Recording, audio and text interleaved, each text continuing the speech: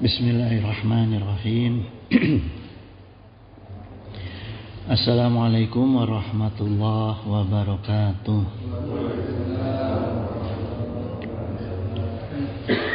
Alhamdulillah al-wahidil ahad al-fardis somad allazi lam yalid wa lam yulad wa lam yakul lahu kufuwan ahad.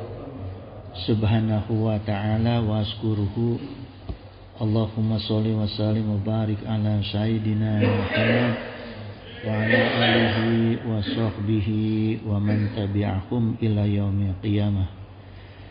Raditu billahi rabba wa bi islami dina wa bi Muhammadin nabiyya wa rasula. Amma ba'd. Hadratal mukarramin, sahibal fudala wal mukarram, jami'ul asatid,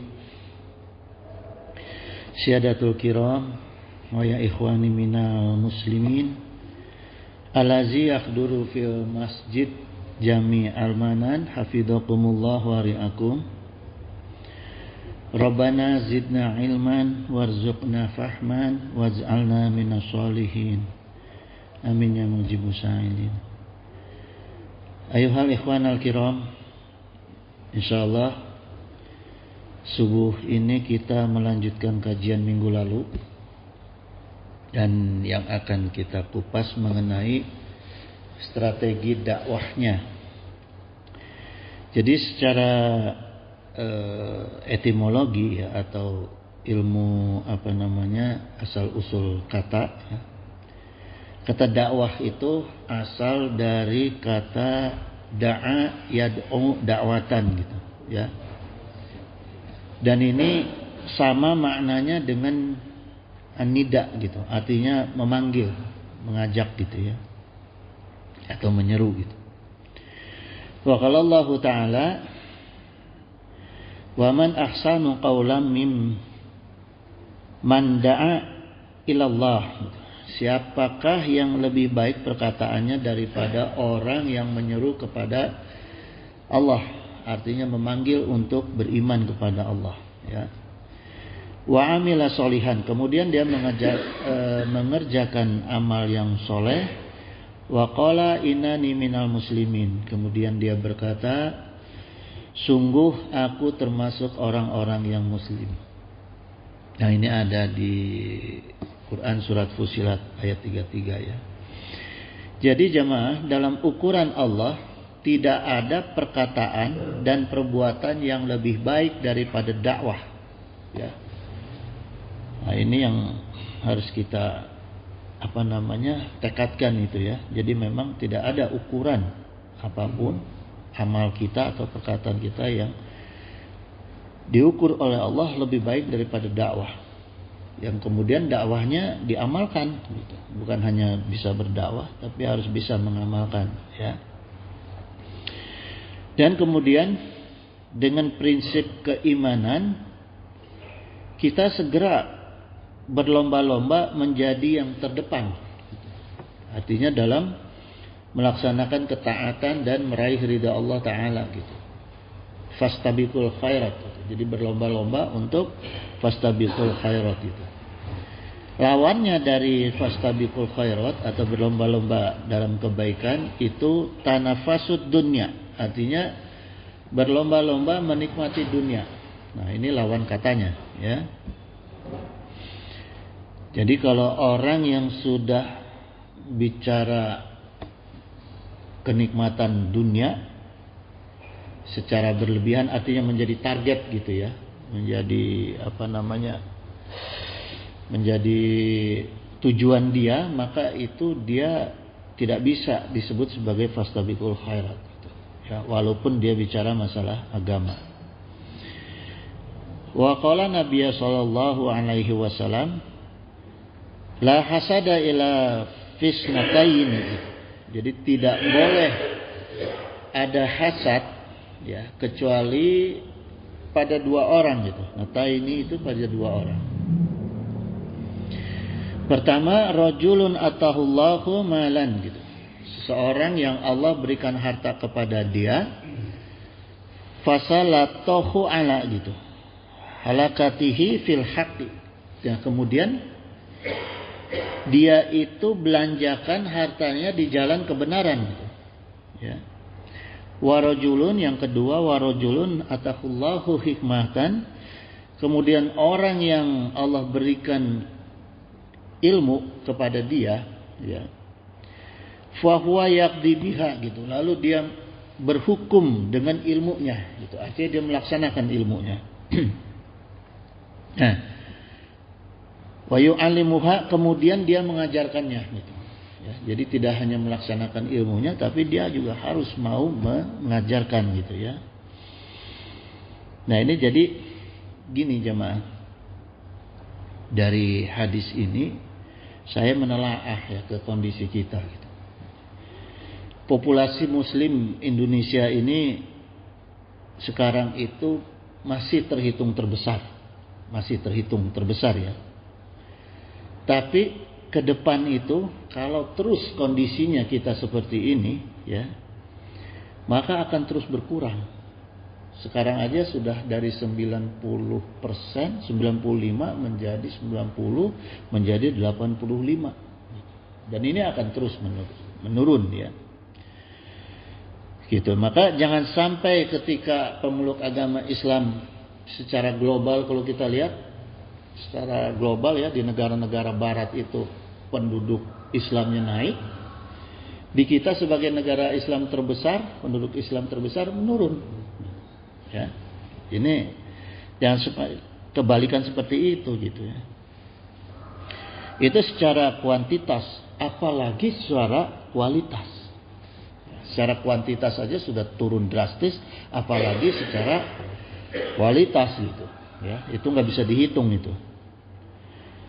Nah, yang menjadi indikator sekarang ini, kalau saya telah itu anak-anak itu sekarang lebih fokus ke smartphone, gadget ya, game gitu. Dulu waktu zaman saya di pesantren itu TV itu ditakutkan oleh para ulama, apalagi sekarang. Sampai ulama katakan TV itu sebagai alatul malahi gitu ya. Apalagi game handphone, jet sekarang gitu ya. Semua maksiat masuk ke kamar gitu, masuk ke kantong bahkan ya.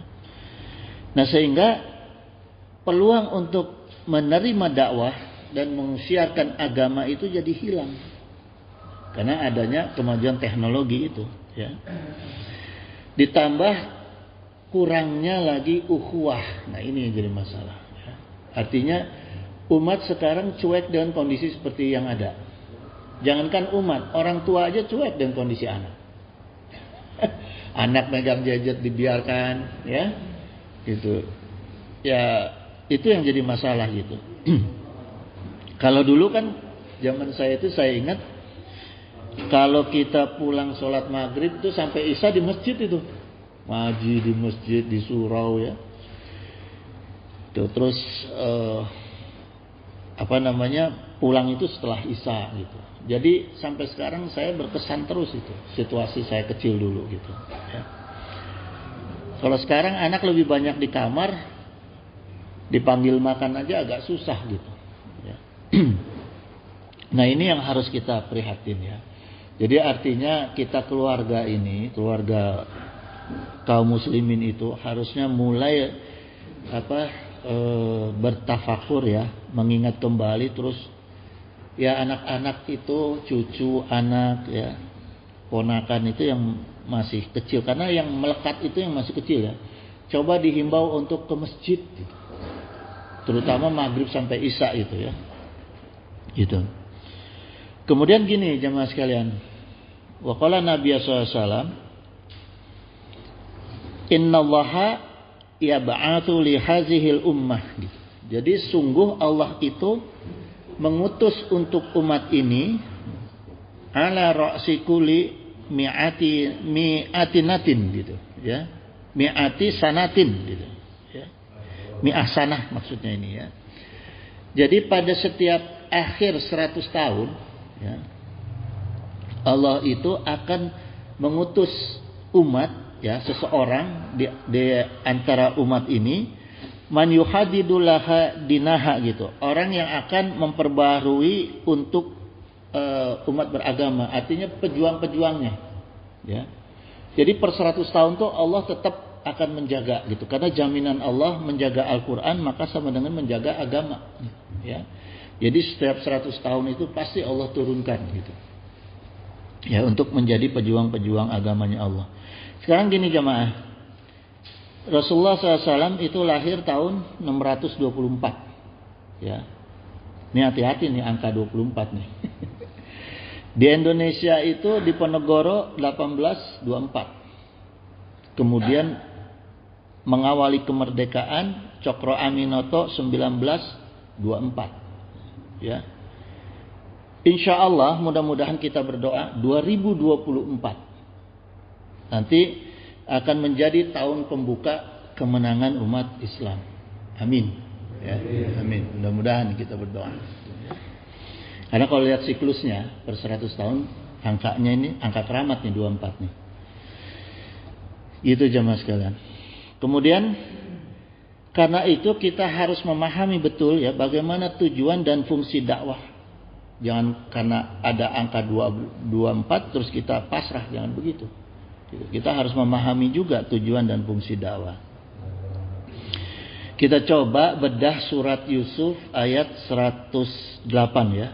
Kalau Allah qul hazihi sabili gitu.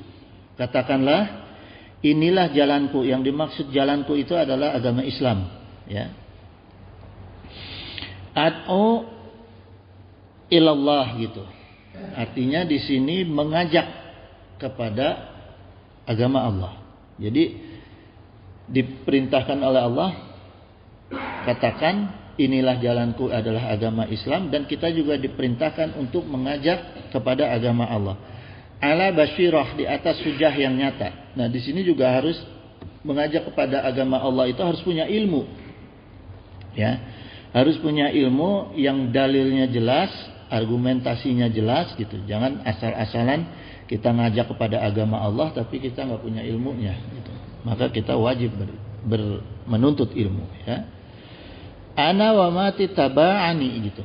Aku dan orang-orang yang mengikuti aku gitu. Artinya di sini dakwah itu jangan sendiri-sendiri. Harus mau berjamaah ya, harus mau berjamaah gitu ya. Jadi gini jamaah sekalian, kata kul ini ya, ini kalau dalam makna bahasa Indonesia itu adalah deklarasi ya. Kalau saya pelajari ini adalah deklarasi. Artinya deklarasi itu untuk menunjukkan gitu ya, menunjukkan kepada diri kita hazihi sabili gitu ya, sebuah kebanggaan. Nah ini jamaah, makna kalimat hazihi sabili ini adalah kita bangga ya, kita bangga untuk melangkah di jalan Islam ya. Karena apa? Islamlah yang kita yakini, kita imani, yang diridhoi dan dicintai oleh Allah, kaum muslimin ya. Inna dina indallahil Islam. Jadi modal pertama kalau kita mau dakwah itu bangga dulu ya. Kalau kita nggak mau bangga sulit gitu jemaah ya. Kalau kita misalnya zaman sekarang ini, awal-awal dulu zaman saya juga SMP SMA itu kalau udah bangga sama satu grup musik, kita bangga-banggain itu, kita ceritain tuh kemana-mana ya. Bahkan kita tahu siapa vokalisnya ya, masing-masing tuh kita kenal betul dan kita ceritakan karena kita bangga. Nah, kalau kita nggak ada kebanggaan terhadap Islam di dalam diri kita, agama Islam, sulit kita mau menceritakan, membanggakan kepada orang lain. Sulit mau mendakwahkan kepada orang lain gitu ya. Bahkan kalau kata orang Sunda bilang tuh hare-hare we gitu. Apa? Dengar azan aja cuek, dengar pengajian cuek gitu. Karena nggak ada kebanggaan di dalam diri kita. Ya. Kalau kita banggakan tuh langsung tuh gitu. mendengar tentang Islam kita langsung perhatikan, ya. Kalau yang nggak ada kebanggaan di dalam dirinya, orang ceramah, orang cerita agama seperti apapun dia cuek aja. Gitu. Makanya inilah yang menjadi kesalahan. Akhirnya para dai, para ustadz itu mencoba menarik perhatian jamaah dengan cara melawak, ya kan? Ini satu kesalahan gitu. Padahal kebanggaan bukan seperti itu. Harus dibangunkan kebanggaan. Kita bisa merdeka, orang bisa berjihad, orang bisa berjuang karena ada rasa bangga. Kalau nggak ada rasa bangga mana mau, ya kan? Gitu jemaah. Orang yang sekolah di sekolah yang tidak terkenal dengan sekolah yang terkenal, beda itu. Rajinnya beda. Coba orang yang kuliah di kuliahan nggak terkenal dengan yang kuliah di UI, coba semangat kuliahnya. Beda. Kita lihat aja, kita perhatikan. Orang-orang yang kuliah di universitas yang nggak jelas, abal-abal, dengan yang kuliah di UI, ITB, lihat aja kegiatan mahasiswanya. Karena dia bangga. Dia punya rasa kebanggaan. Dia ada di dalam itu. Dalam bangunan itu. Nah, kita harus punya rasa kebanggaan bahwa kita ada di dalam bangunan yang diridhai Allah, yaitu Islam. Baru kita mau menularkan kebanggaan kita minimal ke anak dan ke istri. Gitu. Ya. Kemudian sasaran berikutnya dari ayat Qul hazihi sabili, ya, kita akan menjadikan dakwah itu sebagai satu keharusan. Jadi kalau kita sudah bangga, pasti kita akan jadi keharusan. Ya, orang yang bangga dengan kuliahnya itu pasti dia ceritakan tuh kebaikan kampusnya. Coba aja, nggak ada orang yang kuliah di universitas abal-abal dia ceritain kampusnya, nggak ada, ya, gitu. Nah makanya jadi satu panggilan keharusan yang dengan otomatis dia akan dakwahkan, ya, kebanggaannya dia itu, ya. Karena gini jamaah, inilah makanya sesungguhnya itu bukan dakwah yang membutuhkan kita. Jangan kita, wah ini dakwah ini terpaksa karena kita mau dakwah membutuhkan kita. Enggak, kita yang membutuhkan dakwah, gitu. Ya. Itu. Pertanyaannya sekarang kenapa? Secara analogi tadi saya sudah sampaikan, karena ada rasa kebanggaan. Yang kedua, ya, secara primordial kita itu punya perjanjian dengan Allah. Alastu birabbikum. Ya, Allah bertanya, apakah aku ini Tuhan kamu? Kita jawab, bala sahidna. Ya, betul, kami ini adalah saksi bahwa engkau adalah Tuhan. Itu di alam ruh, ya, di alam ruh kita sudah bersaksi, bersyahadat kepada Allah. Jadi kita lahir ini bukan kosong, ya, sebagai lembaran yang suci, tapi ada lembarannya. Kalau kosong kan nggak ada barangnya. Artinya kita sudah ada barang yang sudah bersyahadat, gitu, ya. Nah, kemudian makanya karena kita sudah pernah bersaksi kepada Allah, ada yang namanya rukun iman. Ya. Jadi sebetulnya orang-orang yang kalau yang masuk Islam itu apa namanya? Mu'alaf, ya. Bukan dia baru. Dia menemukan perjanjian dirinya kepada Allah. Ya, bukan baru. Dia menemukan kembali apa jati dirinya ketika dia bersaksi, bersyahadat kepada Allah di alam ruhnya, gitu. Gitu, ya. Kemudian Allah berfirman, ya ayyuhallazina amanu, wahai orang-orang yang beriman, aminu billahi wa rasulihi wal kitabil ladzi nazzala ala rasulihi, gitu, ya. Tetaplah beriman kepada Allah. Nah, ini kalimatnya tetaplah. Ya, tetaplah. Artinya karena kita sudah pernah, gitu, ya. Tetaplah beriman kepada Allah dan Rasulnya dan kitab Allah, ya, yang diturunkan kepada Rasul-Rasulnya, wal kitabil ladzi anzala min qablu, gitu, serta kitab yang Allah turunkan sebelumnya, wa may yakfur billahi wa malaikatihi, gitu. Dan barang siapa yang kafir, ya. Kafir yang tertutup dirinya kepada Allah dan para malaikatnya, wa kutubihi wa rusulihi wa yaumil akhir. Dan tertutup dirinya kepada kitab-kitab Allah, pada rasul-rasulnya dan hari akhir. Faqad dolalam ba'ida. Tegas ini ya. Maka fakotnya ini qadnya qad taukid, maka sungguh orang itu telah sesat sejauh-jauhnya. Ya, orang yang kafir itu, ya. Gitu, karena dia melanggar daripada perjanjian, kesaksiannya dia gitu. Kalau orang ngasih sumpah palsu dihukum nggak? Hukum. Ada undang-undangnya ya, gitu. Ada pidananya itu, gitu. Makanya hati-hati jemaah, ya. Kemudian jemaah sekalian, karena kita sudah pernah bersaksi di alam ruh itu, maka dari kesaksian kita itu Allah berfirman dalam Ali Imran ayat 104, wal takum minkum ummatu yad'una ilal khair, gitu ya. Dan hendaklah ada di antara kamu segolongan umat yang menyeru kepada kebaikan. Nah, ini turun perintah dakwah ya, gitu. Jadi bukan dakwah itu dimonopoli oleh ustadz aja, enggak. Semua orang yang pernah bersaksi kepada Allah, begitu dia sadar bahwa dia pernah bersaksi pada Allah, dia berislam, turun perintah dakwah kepada dirinya, melekat langsung, ya, gitu. Wa ya'muruna bil ma'ruf wa yanhauna 'anil munkar. Nah, apa yang harus kita dakwahkan? Menyuruh kepada yang ma'ruf dan mencegah dari yang munkar.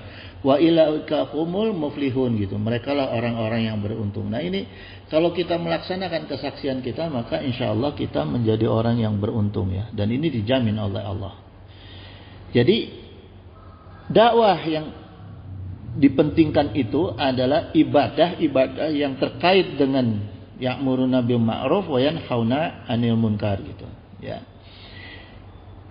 Kalimat ya'muruna bil ma'ruf wa yanhauna 'anil munkar itu ada di dalam perintah salat. Ya. Maka utamakanlah kita mengajak mendakwahkan salat kepada keluarga kita dulu. Ya. Jadi yang kalau saya ingat aja itu ya, sama bapak itu selalu yang diingetin kalau lebaran itu salat, selalu salat. Ya, bukan berarti orang tua kita nggak punya ilmu, tapi emang itulah yang penting. Selanjutnya itu ilmu tuh bisa turun sendiri gitu. Kalau dia mau sholat dengan benar, gitu, ya. Karena itu gini jamaah, Syekhul Islam Ibnu Taimiyah rahimahullah qala fa inna sholata iza atabiha kama umaro, gitu.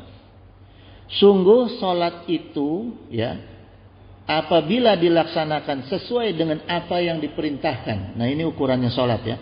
Sesuai dengan apa yang diperintahkan ya. Nahtuhu anil fahsa wal munkar. Maka dia akan mencegah dari perbuatan keji dan munkar. Gitu. Ya. Fa iza lam tanhahi, gitu. Dan apabila sholat itu tidak mencegah daripada tidak mencegah dari perkara munkar ya,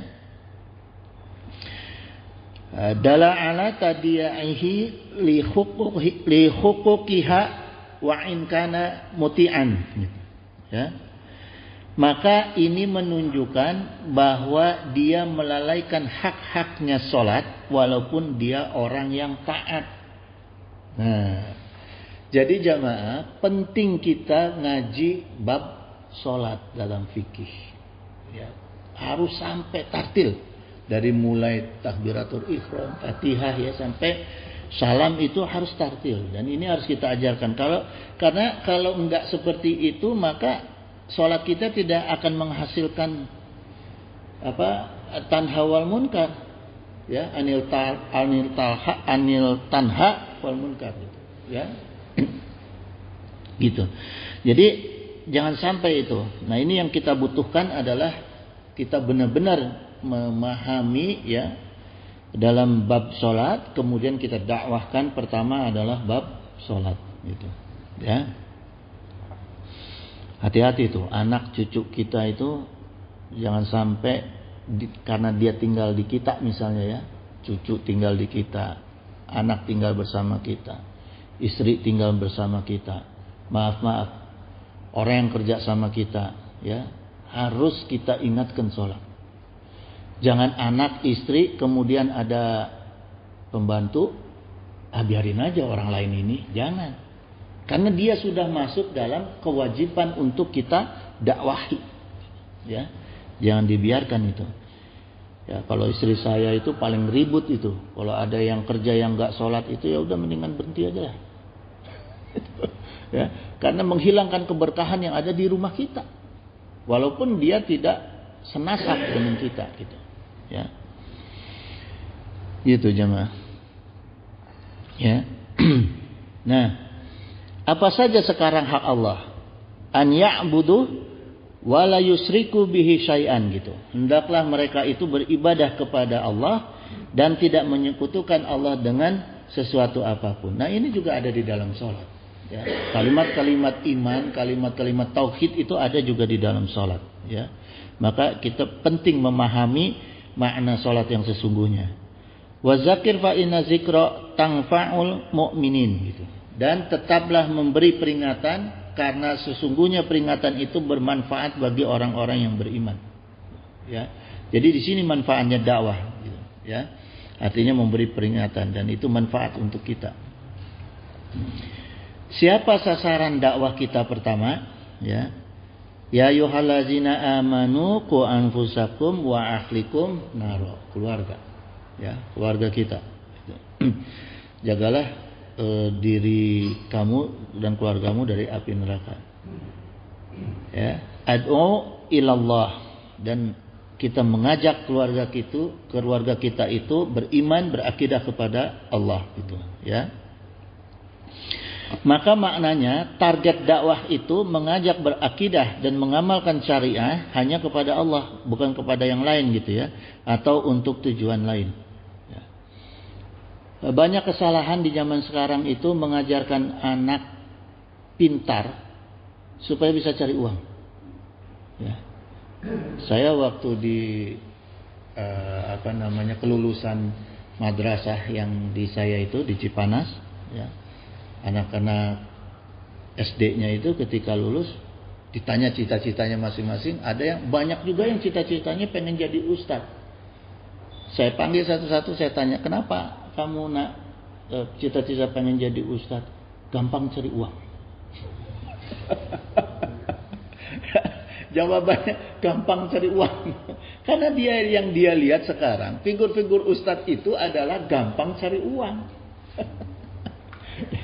Ini jadi dakwanya hilang, syiarnya hilang, agamanya hilang, gitu.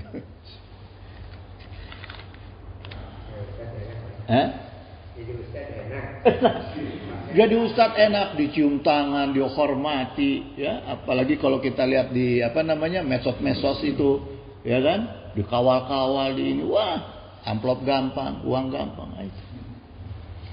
Salah akhirnya. Lupa pada nilai agama yang sesungguhnya, gitu, ya. Yang ketiga, ala basyirah. Jadi berdasarkan hujah atau ilmu atau argumentasi yang jelas gitu. Jadi berdasarkan Quran dan sunnah dengan tafsir dan keilmuan yang benar gitu ya.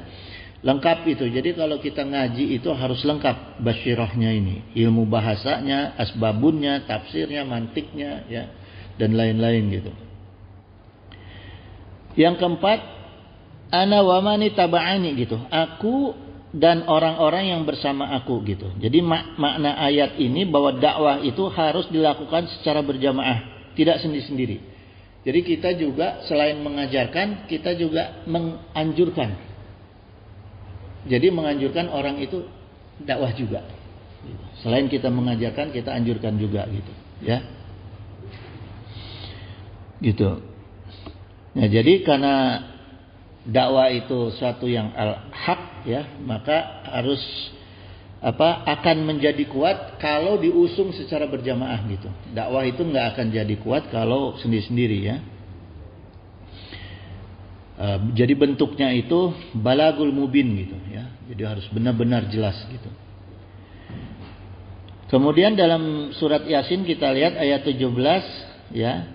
Wa ma alaina ilal balagul mubin gitu ya.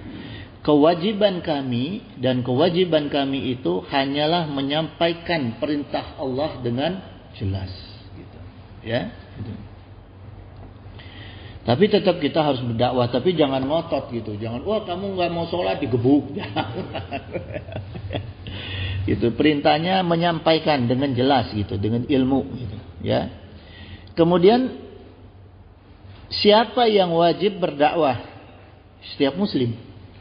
Jadi nggak ada di kotak-kotakin ustadz, nggak ada dai ya. Setiap kaum muslimin wajib berdakwah. Maka Rasulullah SAW mengatakan baligu ani walau ayah. Rasulullah tidak pernah membebani dakwahlah Fatihah, dakwahlah Yasin, dakwahlah Al-Baqarah. Tapi yang Rasulullah katakan baligu ani walau ayah. Jadi Rasulullah ingin dakwah itu disampaikan walaupun yang ringan-ringan. Jangan kita minder, kita nggak punya ilmu. Enggak. Perintah dakwah ini disampaikan walaupun hal-hal yang ringan. Gitu. Ya. Yang paling gampang ya sholat. Gitu. Kita dakwahkan sholat. Gitu. Ya. Kemudian metode dakwah. Ya. Tahapannya dakwah adalah at-tabligh wa ta'lim. Menyampaikan dan mengajarkan. Kita sampaikan dan kita ajarkan. Yang kedua maqasid syariah gitu. Syariah. Maksudnya ini pakai ain ya. Maqasid syariah gitu. Tujuannya adalah syariat gitu. Jadi tujuan dakwah adalah untuk menghilangkan kebodohan, jahalah dan menyebarkan ma'rifah, pengetahuan ya, ilmu. Gitu. Nah, relevansi dakwah pada saat ini ya, ini kalau kita telaah itu adalah selain sholat kita dakwahkan tentang persatuan umat, ukhuwah ya, ukhuwah Islamiyah, maqasid syariah gitu ya. Jadi perkara maqasid syariat itu adalah perkara yang penting yang terkandung di dalam agama Islam. Jadi gini jamaah, ketika kita bicara tentang ukhuwah, dulu itu Kiai Haji Ahmad Siddiq ya. Ini orang yang merumuskan tradisi ukhuwah dalam NU ya. Ini namanya Kiai Haji Ahmad Siddiq ya. Beliau merumuskan ukhuwah itu dibagi 3 gitu. Ukhuwah Islamiyah, persaudaraan sesama kaum muslimin ya. Ukhuwah watoniyah ya. Jadi gini jemaah, persaudaraan sesama kaum muslimin ini saya kupas dulu ini ya. Ukhuwah ini yang banyak diperintahkan oleh Quran dan Sunnah gitu. Ukhuwah Islamiyah ini ya. Jadi ini perintah Allah langsung dan Sunnah Rasulullah ya. Jadi jangan kita nggak mau berukhuwah gitu. Artinya untuk menyatukan potensi umat Islam gitu ya. Sebagai kekuatan Islamiyah ini, ukhuwah Islamiyah itu ukurannya ukhuwah Islamiyah ya. Targetnya itu hijrah para sahabat Rasul dari Mekah ke Madinah. Kaum Muhajirin hijrah ke kaum Ansor ya.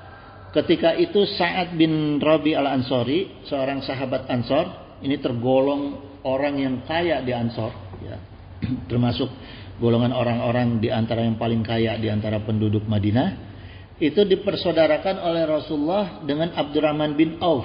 Abdurrahman bin Auf ini juga dulunya orang terkaya di Mekah, tapi karena disita barang-barangnya oleh kaum musuh-musuh Islam ya, maka hijrah ke Madinah itu hanya bekal pakaian aja yang nempel gitu. Bahkan istrinya, anaknya nggak ikut tuh ya.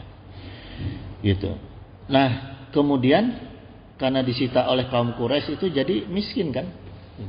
Tapi Rasulullah tahu ini orang kaya harus disatukan, dipersaudarakan dengan orang kaya lagi walaupun mantan gitu ya. Karena kan ada nilai psikologis tuh, mantan orang kaya bergaulnya disatukan oleh Rasulullah dengan orang kaya gitu. Artinya supaya dia tidak merasa kecil hati, tidak merasa ini ya, hiburan lah gitu ya. Nah, jadi ukurannya gini jemaah, ketika dipersaudarakan itu ya, Sa'ad bin Rabi al-Ansori itu berkata kepada Abdurrahman bin Auf, saudaraku, aku punya 2 orang istri ya, pilihlah salah satu, lalu aku akan ceraikan dia dan kau nikahi dia.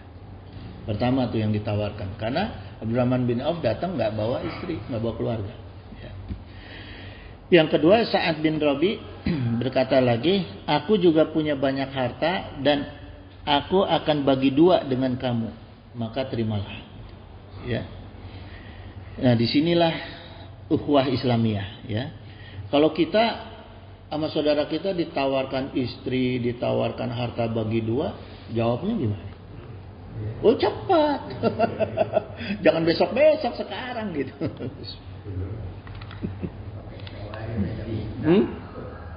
Nggak ditawarin aja minta ya. Nah, ternyata inilah akidah ya, akidah nih. Yang dijawab oleh Abdurrahman bin Auf, arni aina yujadusuk. Jadi tunjukkan padaku di mana adanya pasar. Jadi nggak ujuk-ujuk nerima ya. Karena akidahnya ini membangun ikatan ukhuwah Islamiyah itu, basicnya itu bukan mandang kenikmatan dunia, tapi dasarnya iman pada Allah gitu ya. Dunia itu bukan sesuatu hal yang penting gitu ya, dasarnya iman kepada Allah ya. Karena imannya kepada Allah itu diuji oleh Allah begitu hebatnya kepada Abdurrahman bin Auf, 2 tahun di Madinah jadi orang terkaya di Madinah ya. Jadi ujian kita dalam hal harta dunia itu, ikutilah Abdurrahman bin Auf. Jangan tertarik ke seseorang, ke makhluk, ke manusia karena dunianya, jangan. Lihat ketakwaannya, lihat kesolehannya. Kalau kita tertarik kepada keduniaannya, Allah kasih harta kita segitu-gitu aja ya, hanya sekedar cukup untuk memenuhi nafsu gitu ya, nggak akan cukup untuk memenuhi jannah, jalan ke surga, enggak. Karena ukuran kita adalah dunia gitu ya. Jangan sampai kita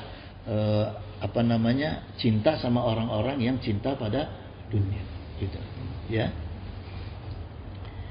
gitu. Nah, di Indonesia jemaah ya, kita adalah negara umat Islam yang terbesar ya. Ini juga yang harus diperhatikan ya, terutama mengenai ukhuwah tadi ya. Kalau ukhuwah kita sudah dasarnya nilai iman ya, maka kita akan sulit diadu domba, dihancurkan. Tapi kalau kita udah ukurannya adalah dunia, kita cinta sama orang-orang yang berdunia, repot. Kita mudah dihancurkan, mudah dihasut ya gitu. Padahal jemaah, padahal nih, ini renungan saya aja ya. Di Indonesia itu kalau umat Islam itu sudah konflik ya, karena kita sebagai umat yang terbesar ya, kalau kita sudah konflik, maka yang terimbas adalah bangsa Indonesia ya. Ini yang harus jadi perhatian nih, terutama untuk orang-orang yang senangnya bikin konflik di antara umat Islam. Kan banyak sekarang tuh, saya nggak usah sebut lah, ada orang-orangnya tuh ya, orang-orang yang senangnya supaya umat Islam itu rusak. Padahal dia nggak sadar kalau umat Islam rusak di Indonesia yang berdampak kepada bangsa Indonesia. Coba kalau orang yang berantem serumah, tetangga berasa nggak? Enggak. Tapi kalau dalam satu komunitas yang besar, tawuran misalnya, tetangga kena, warung kena. Apalagi umat Islam sebagai umat yang terbesar. Pecah umat Islam, bangsa ini pecah. Itu yang harus dipikir ya. Jangan-jangan sengaja nih. Berarti ada apa nih orang-orang yang akan merusak kaum muslimin, ada apa tujuannya? Ya kan? Jangan-jangan dia tujuannya merusak bangsa Indonesia. Ya kan? Logika aja masuk dalam pikiran kita, logika itu, ya. Karena dampak yang besar dari lingkungan yang besar, dampaknya akan lebih besar lagi, gitu, ya. Gitu jemaah. Harusnya sadar tuh orang-orang itu. Kalau memang dia benar cinta bangsa lah, cinta tanah air lah, NKRI harga mati gitu.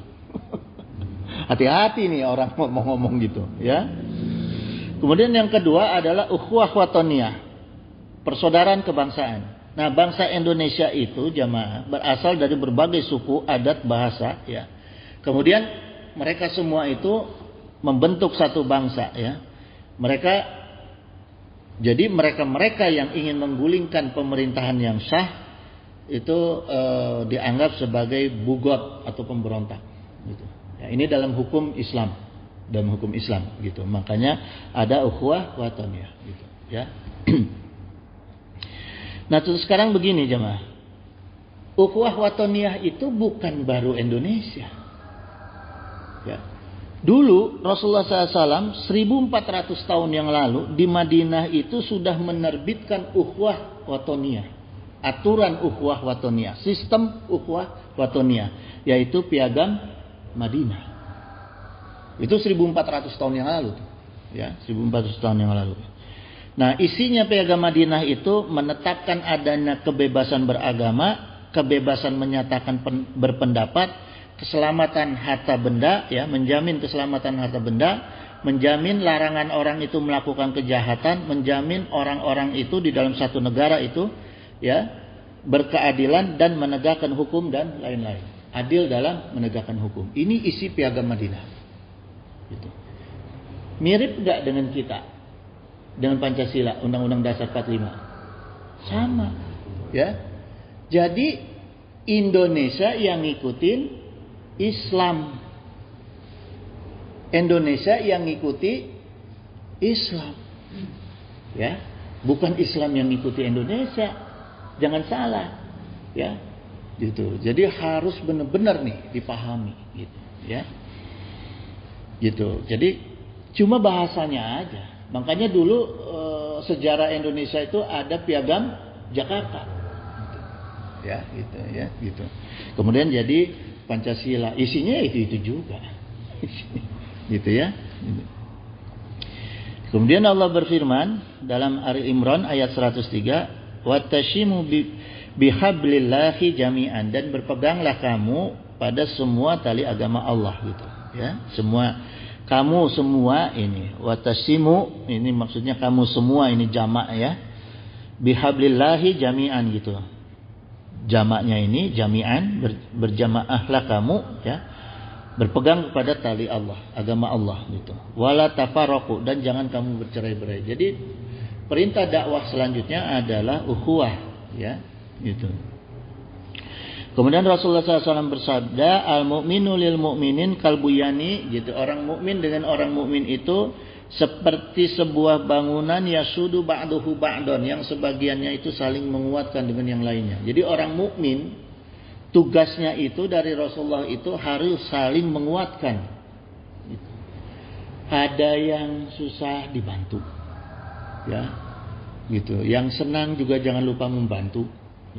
Pokoknya harus saling menguatkan, jangan cuek terhadap saudara kita, ya. Jangan ini ada saudara yang sengsara, oh kita gembira, jangan, ya. Wa qala aidan la yu'minu ahadukum, gitu. Dan salah seorang dari kalian yang tidak beriman dengan sempurna hatta yuhibba li akhihi ma yuhibbu li nafsihi, gitu. Sampai dia mencintai untuk saudaranya itu dengan apa yang dia cintai pada dirinya. Nah, ini kuncinya ukhuwah Islamiyah, gitu, ya. Jadi apa yang kita rasakan sama dengan saudara kita yang kita rasakan, gitu. Wa qala aidan al-mu'minu mir'atul mu'mini, gitu. Seorang mukmin itu cermin bagi mukmin lainnya, gitu, ya.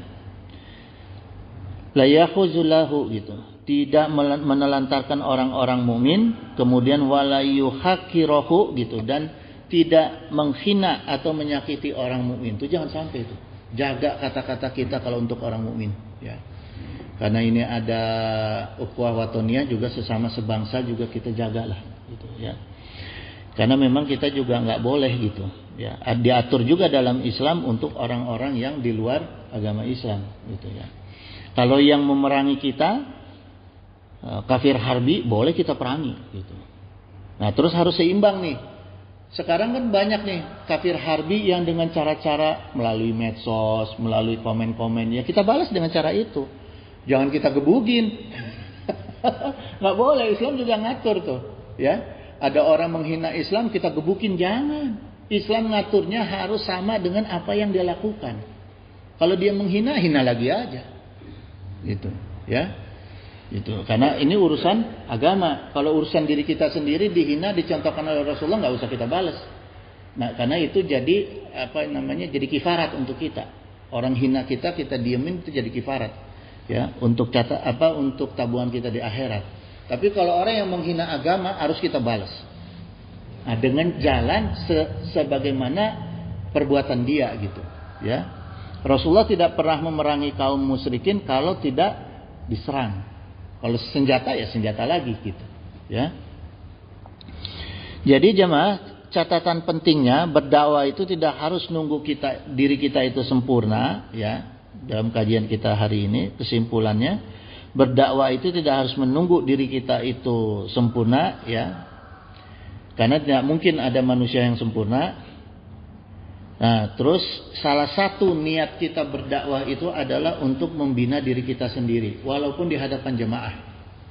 Ya, kayak saya misalnya di sini, duduk di sini bukan niat dari rumah berangkat niat mau memberikan ceramah, jangan. Kiai-kiai pun, ustadz-ustadz pun, ya, kalau dia diundang dakwah itu jangan ada niat untuk berceramah mendakwahi orang lain. Tekankan mendakwahi diri sendiri, gitu. Ya, masalah didengar orang, ya itu urusan Allah, gitu. Karena ini ada giroh, ya, ada giroh. Kalau kita tujuannya mendakwahkan orang lain, itu nggak jadi bekas tuh, nggak akan ninggalin bekas. Coba aja, perayaan Muludan, Rajaban setiap tahun nggak ada bekas bagi bangsa Indonesia, bagi umat Islam, nggak ada. Ya, karena dakwanya tujuannya mendakwakan orang lain. Coba kalau kita mendakwakan diri sendiri, maka ada bekas pada diri kita dan berbekas pada orang lain, gitu, ya. Gitu jemaah. Dan gini jemaahnya sebagai penutup, ya. Karena udah jam 6 ini, wa qala Nabi sallallahu alaihi wasallam, ini keuntungan kita berdakwah. Innallaha wa malaikatahu wa akhlas samawati wal aradina, gitu, ya. Sungguh Allah dan para malaikatnya dan para penduduk langit dan bumi, hatan namlata fi juriha wa hatal khuta, gitu. Juhriha wa hatal khuta, gitu. Sampai pun ini semut, ya, namlah itu semut, ya, di sarangnya dan ikan di lautan, ya, wa hatal khuta, ini ikan di lautan, la yusalun ala mu'alimin nasil khaira, gitu. Maka mereka itu ikut mendoakan kebaikan untuk orang-orang yang mengajarkan kebaikan kepada manusia. Nah, jadi kalau kita suka mengajarkan kebaikan, yang menyampaikan kebaikan, yang mendoakan kita bukan hanya manusia, seluruh makhluk, semut bahkan ikan di lautan, gitu, ya. Ini banyak sekali materi dakwah ini jemaah, tapi ya nantilah, ya. Kita tutup dulu karena ini udah jam 6. Ada yang mau ditanyakan nggak? Iya, ya. Waalaikumsalam.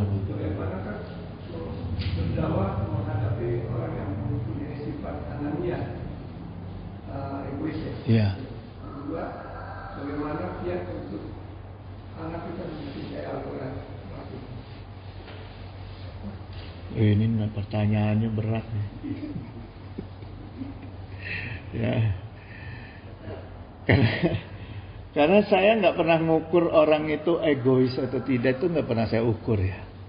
Jadi artinya, ya kita dakwah itu ya sampaikan. Jadi nggak usah kita ukur karakter orang. Karena kalau kita ukur karakter orang, nanti kita nggak dakwah-dakwah. Cari cara terus. Hah? Ya, cari cara akhirnya. Ketika kita sibuk cari cara, dakwah itu nggak nyampe. Gitu. Pokoknya kita niat dakwah itu membenarkan diri sendiri dan melaksanakan perintah Allah. Itu aja. Jangan kita ukur orang lain. Susah nanti, ya. Nah, kalau untuk anak-anak kita mencintai Al-Qur'an, cara yang terbaik adalah kita contohkan. Kita harus mau ngaji Quran di depan anak-anak. Ya, jangan nyuruh doang. Gitu.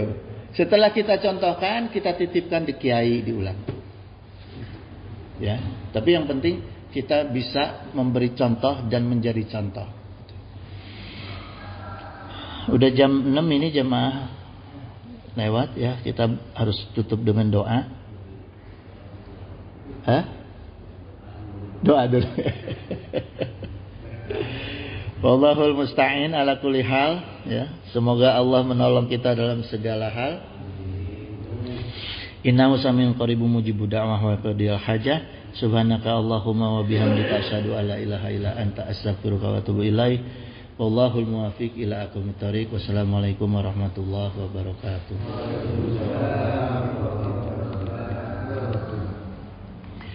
Allahumma salli wa sallim wa barik ala sayyidina wa syafi'ina wa habibina maulana Muhammad wa sallim wa radiyallahu ta'ala an sadatina sabi sayyidina Rasulillahi ajma'in. Amin ya Allah ya mujibud da'watis sa'ilin.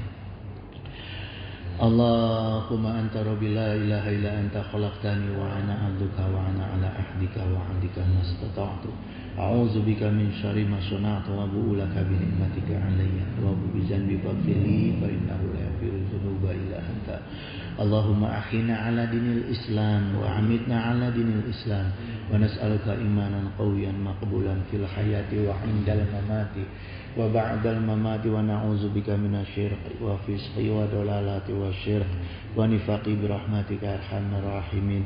Allahumma hdina bi hudaka waj'alna mimman yusari'u fi ridhaka wa la tuwalina waliyan siwaka wa la taj'alna mimman khalaqa amraka wa asyaqa wa hasbunallahu wa ni'mal wakil. Ni'ma maula wa ni'man nasir wa la haula wa la quwata illa billahil aliyyil azim. Allahumma salimna wa walidina wa auladana wa ikhwanana wa ahbabana wa zawjatina min jami'i mahwi fid dunya wa akhirah wa ahwalihim ma istajib ya Allah ya mujibu da'watis sa'ilin. Allahumma inna nas'aluka ridhaka wa jannah wa na'udzubika min sakhatika wan nar. Allahumma inna nas'aluka rizqan thayyiban katsiran wasi'an bil khairi hisan. Allahumma la taslut minni ni'matana anta biha alayya. Allahumma la sahla ila ma ja'altahu sahlan. Allahumma tufi fi taysyiri kulli asir fa innaka taysyiru kulli asirin alayka yasir was'aluka yusra wal mu'afata fid dunya wa akhirah. Allahumma inna nas'aluka salamatan fid din wa afiatan fil jasad wa ziyadatan fil ilm wa barakatan fil rizq wa taubatan qabla maut wa rahmatan indal maut wa maghfiratan ba'dal maut. Allahumma hawin alaina fi syakaratil maut wa najatan minan nar wa afwahindal hisab. Allahumma kshif anna wasrif anna wa adfa'ana al balaa wal wabaa wa ghalaa wa ta'un wa fitana wa mihana wa humuma wa gumum.